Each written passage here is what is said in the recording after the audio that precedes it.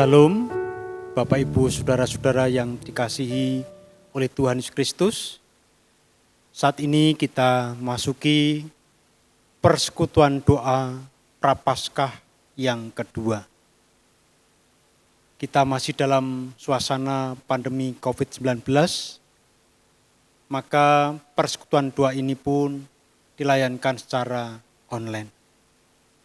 Untuk itu, Bapak Ibu Saudara-saudara yang dikasihi oleh Tuhan Yesus Kristus, mengawali persekutuan doa Prapaskah kedua ini, mari kita hening sejenak, kita mengarahkan hati kita ke hadirat Allah Bapa di surga. Saya layankan.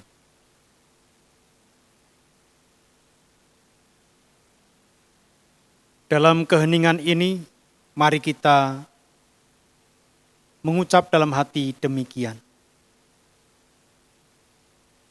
Pertolongan kita adalah di dalam nama Tuhan yang menciptakan langit, bumi, dan segala isinya. Kasih karunia dan damai sejahtera dari Allah Bapa kita dan Tuhan Yesus Kristus menyertai kita sekalian. Amin. Bapak, Ibu, Saudara-saudara yang dikasihi oleh Tuhan Yesus Kristus, mari kita mengawali persekutuan doa ini dengan menaikkan pujian Kidung Jemaat nomor 33, Suaramu ku dengar. Suaramu ku dengar, memanggil diriku supaya ku di Golgota dibasuh darahmu.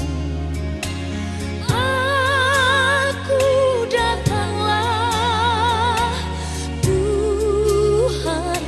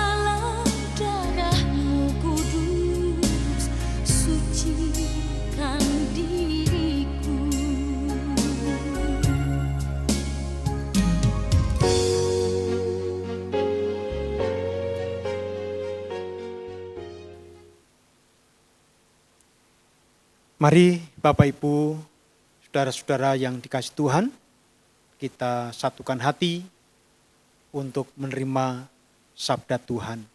Saya layankan. Bapa di sorga, saat ini kami masuki persekutuan doa Prapaskah kedua. Kami bersyukur atas kesempatan yang masih Tuhan berikan kepada kami. Meskipun kami harus melakukan persekutuan doa secara online. Namun Tuhan, kami meyakini apa yang kami lakukan ini, persekutuan doa di tengah keluarga tercinta, tidaklah menghilangkan makna sesungguhnya dari persekutuan orang-orang beriman. Kiranya justru akan semakin menyemangati dan semakin menyegarkan dalam iman, pengharapan, cinta kasih kami untuk senantiasa peduli kepada orang-orang yang kami kasihi, yang kami mulai dari keluarga kami masing-masing. Dan saat ini ya Bapa di surga, kami hendak mendengarkan sapaan-Mu. Maka Bapa, sapalah kami dengan sabda-Mu, karena sabda-Mu itu akan memberikan kekuatan, menumbuhkan semangat dalam kehidupan kami, terlebih dalam suasana COVID-19 saat ini. Roh Tuhan menuntun, menerangi hati kami, sehingga kami dimampukan mengerti dan dapat melakukan apa yang menjadi kehendak Tuhan. Dalam nama Tuhan Yesus, kami berdoa dan menyerahkan sepenuhnya jalannya persekutuan doa Prapaskah kedua dari awal sampai akhir secara online ini. Dalam nama Tuhan Yesus Kristus. Amin.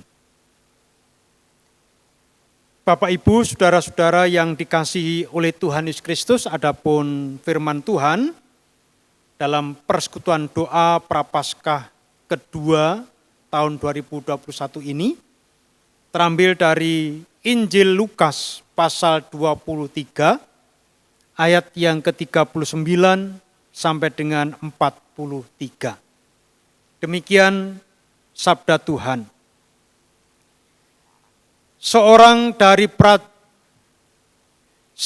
dari penjahat yang digantung itu menghujat dia, katanya, "Bukankah engkau adalah Kristus? Selamatkanlah dirimu dan kami." Tetapi yang seorang menegur dia, katanya, "Tidakkah engkau takut juga tidak kepada Allah, sedang engkau menerima hukuman yang sama? Kita memang selayaknya dihukum, sebab kita menerima balasan yang setimpal dengan perbuatan kita. Tetapi orang ini tidak berbuat sesuatu yang salah." Lalu ia berkata, "Yesus, ingatlah akan aku apabila engkau datang sebagai raja." Kata Yesus kepadanya, "Aku berkata kepadamu, sesungguhnya hari ini juga engkau akan ada bersama-sama dengan aku di dalam Firdaus." Saya mengulang pada ayat yang ke-43. Kata Yesus kepadanya, "Aku berkata kepadamu, sesungguhnya hari ini juga engkau akan ada bersama-sama dengan aku di dalam Firdaus." Bapak, Ibu, saudara-saudara yang dikasihi oleh Tuhan Yesus Kristus dan yang mengasihi Tuhan Yesus, tema renungan dalam persekutuan doa Prapaskah kedua ini adalah sesungguhnya hari ini juga engkau akan ada bersama-sama dengan aku di dalam Firdaus. Seperti pada ayat Nats Lukas 23 ayat 43 tadi. Bapak Ibu saudara-saudara yang dikasihi Tuhan Yesus Kristus, setiap orang dapat melakukan kesalahan. Setiap orang, Bapak, Ibu, saudara, dan saya, sekali lagi, dapat melakukan kesalahan. Melalui tutur kata kita, melalui perbuatan kita, serta melalui niatan kita yang kita pikirkan, yang kita rencanakan.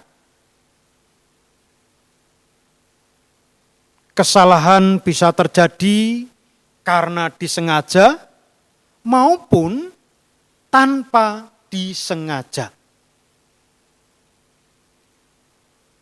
Kesadaran diri bahwa manusia dapat melakukan kesalahan merupakan jalan baik untuk memperbaiki diri dan kembali ke jalan yang benar. Tanpa kesadaran itu, seseorang terjatuh pada kesombongan diri. Akibatnya, hidup tetap berada di jalan yang salah.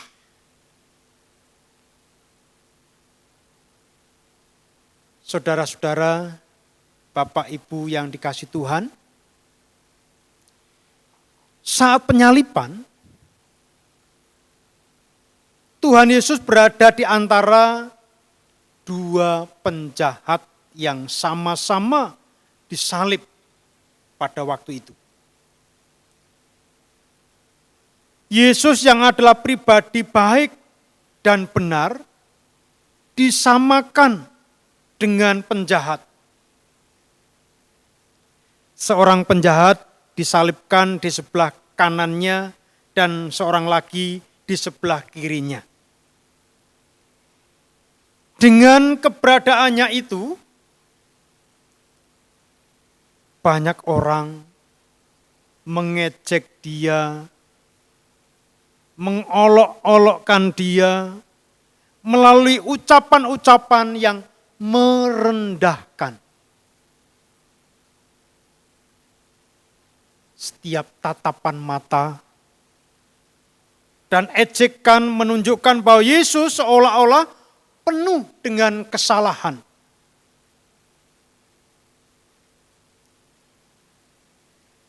Dan ucapan merendahkan Yesus tidak hanya disampaikan oleh khalayak ramai yang di sekitar penyaliban Tuhan Yesus.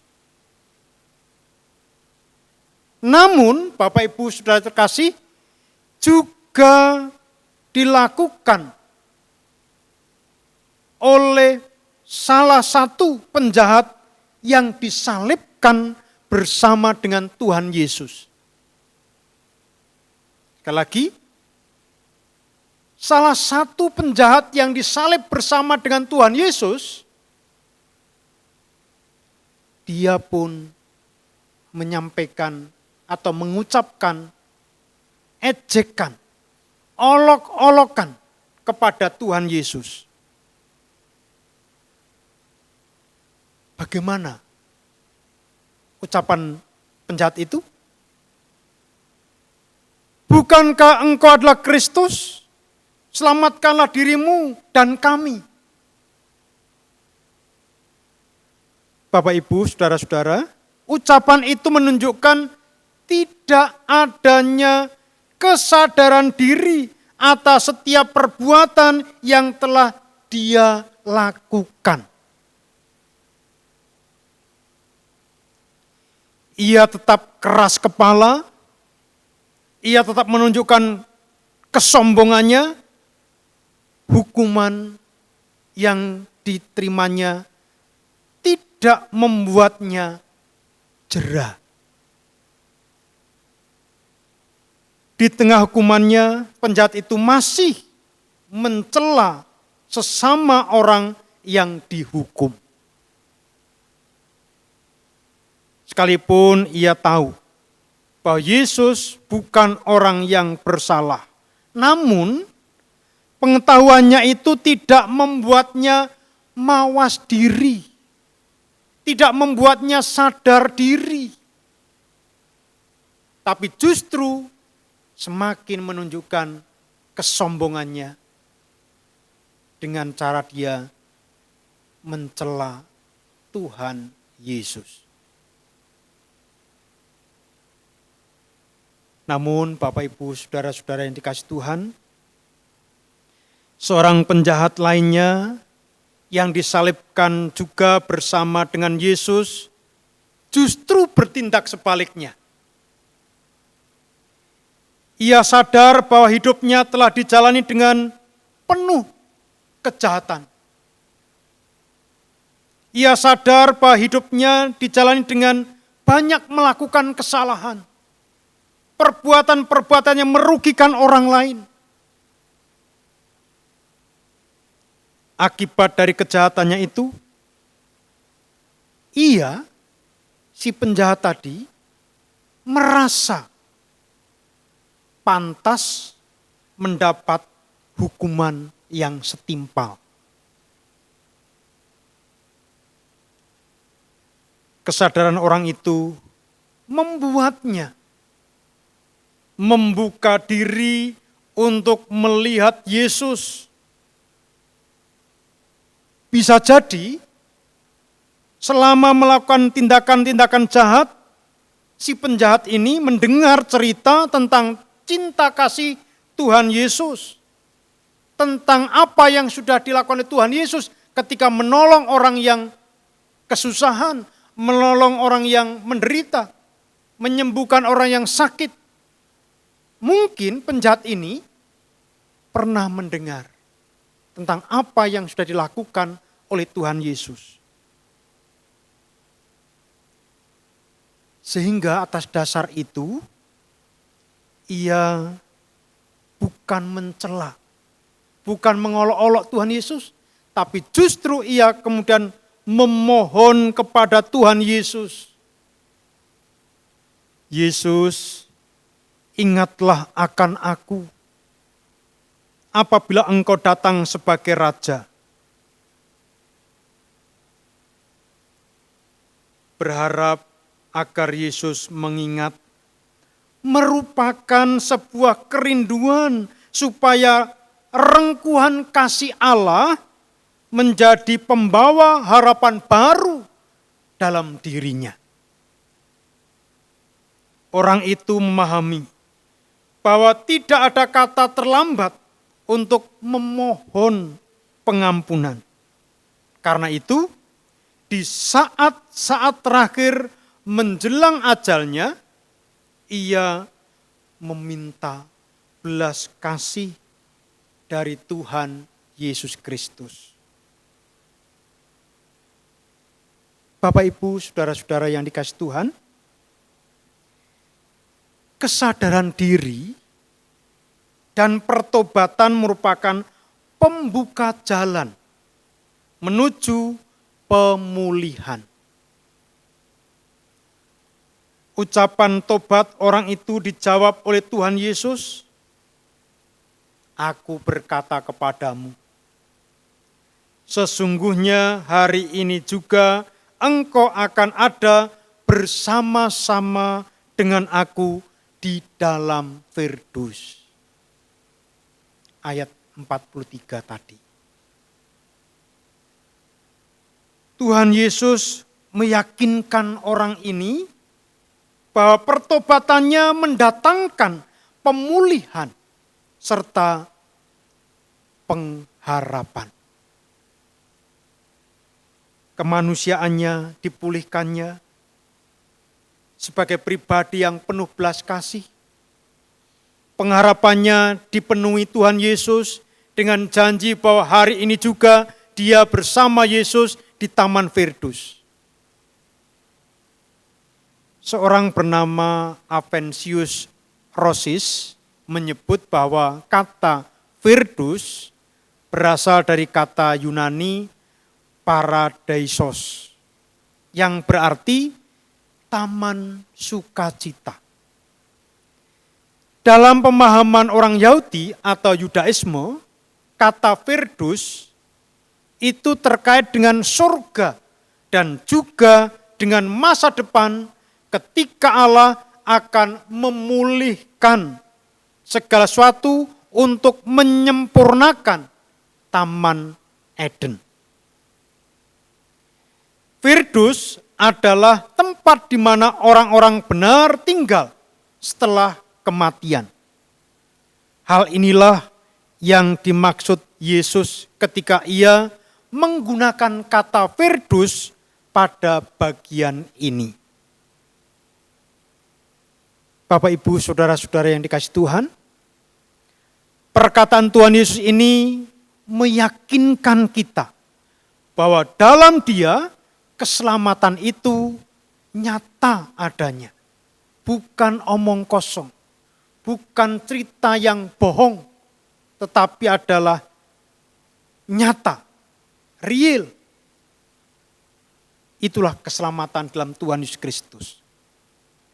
Di sisi lain, perkataan Tuhan Yesus menjadi pengingat bagi kita agar senantiasa hidup dengan rendah hati. Hidup dengan lemah lembut. Kerendahan hati diwujudkan melalui kesediaan mawas diri, introspeksi, menghadirkan diri dari, maksud saya, menghindarkan diri dari keinginan merasa paling baik, merasa paling benar. Ketika melakukan kesalahan, segeralah datang pada Tuhan seraya mohon ampunannya dan pertobatan. Tidak ada kata terlambat. Sekali lagi, tidak ada kata terlambat untuk bertobat dan memohon belas kasihan Tuhan. Seperti yang dilakukan seorang penjahat yang justru bukan mengolok Tuhan Yesus, tapi justru memohon. Yang disitulah nampak adanya dia mawas diri, dia mengerti. Memang dia pantas mendapat hukuman, tetapi ketika berjumpa dengan Tuhan Yesus, ia pun mengatakan, Yesus, ingatlah akan aku apabila engkau datang sebagai raja. Itu sebagai bentuk penyesalan dan pertobatan. Maka Tuhan Yesus pun menjawab pertobatan itu, memulihkan kemanusiaannya dan menumbuhkan harapannya. Hari ini juga engkau bersama-sama dengan aku di dalam Firdaus. Betapa indahnya Bapak Ibu, saudara-saudara. Maka mari jangan sampai menunda-nunda waktu. Jangan sampai membuang kesempatan. Mumpung masih ada kesempatan, mumpung masih ada waktu, mari kita mau mendekat kepada Tuhan Yesus, mawas diri, melakukan pertobatan, dan mohon belas kasihannya. Dan Tuhan Yesus pasti akan mengampuni dan memulihkan hidup kita. Tuhan Yesus memberkati. Amin. Mari Bapak Ibu Saudara terkasih, kita hening sejenak. Kita lanjutkan nanti dalam doa syafaat. Saat hening saya layankan.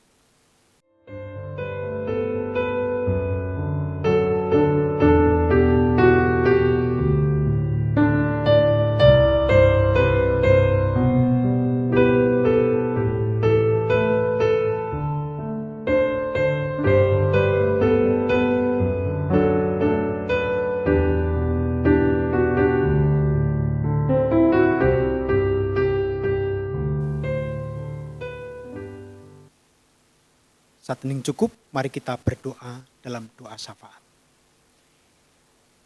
Tuhan Yesus, betapa indahnya cinta kasih-Mu ketika Engkau nyatakan bagi seorang yang mau mawas diri, mau menyesali akan dosa dan pelanggarannya. Karena Engkau pun berkenan mengampuni dan memulihkan kehidupannya.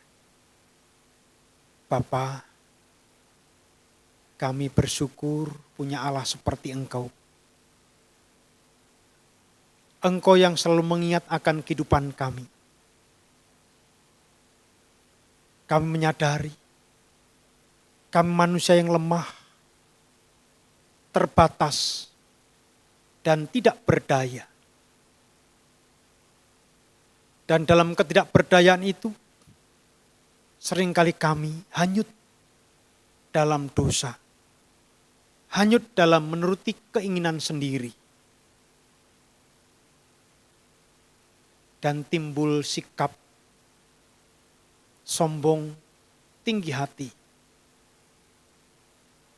Dengan kami merenungkan menghayati sabda-Mu saat ini ya Tuhan, sungguh kami disadarkan. Terima kasih Tuhan. Terlebih lagi masih Tuhan beri kesempatan. Supaya kami tidak membuang kesempatan dengan percuma. Engkau masih memberikan waktu. Supaya kami tidak menyia-nyiakan waktu yang Tuhan berikan. Tapi supaya kami pergunakan. Untuk kami boleh melakukan pertobatan. Penyesalan. Dan permohonan belas kasih-Mu. Ya Tuhan, kami tidak luput dari perbuatan salah. Kami sering melakukan pelanggaran. Entah kami sengaja maupun tidak. Melalui tutur kata, perbuatan dan angan-angan kami. Untuk itu Bapa, ampunilah kami. Dan biarlah kami dituntun oleh Roh Kudus-Mu. Supaya kami boleh hidup seturut dengan kehendak-Mu. Dan akhirnya kami pun boleh menjadi umat-Mu yang pantas menjadi saluran berkat bagi orang-orang di sekitar kami. Bapa di surga, biarlah Roh Tuhan senantiasa menaungi kami, baik secara pribadi, keluarga, dan bergereja, sehingga kami terbangun menjadi umat Tuhan yang memiliki kerendahan hati dan kelemah lembutan. Tuhan Yesus, demikian syukur kami, doa kami, terjadilah Tuhan menurut kehendak-Mu. Semua kami pinta dalam nama Tuhan Yesus Kristus. Amin. Mari kita akhiri persekutuan doa ini dengan menyanyikan sebuah lagu dari nyanyian Kidung Baru 83, Nun di Bukit yang Jauh.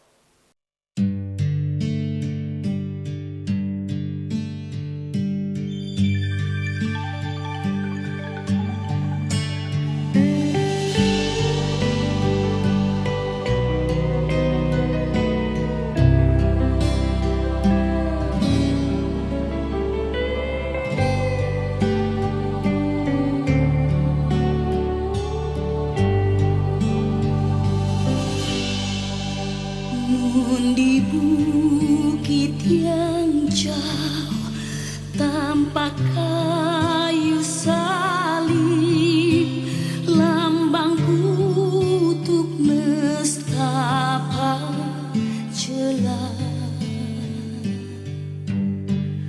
Salib itu tempat Tuhan Maha Kudus menebus umat manusia.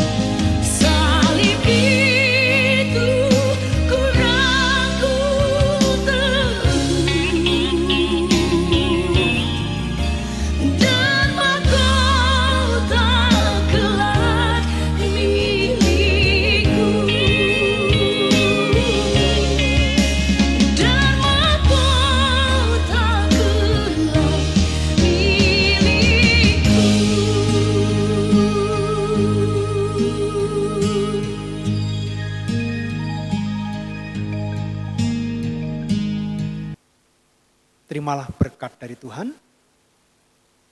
Kasih Tuhan Yesus Kristus, kasih Allah Bapa dan persekutuan Roh Kudus menyertai saudara sekalian. Amin.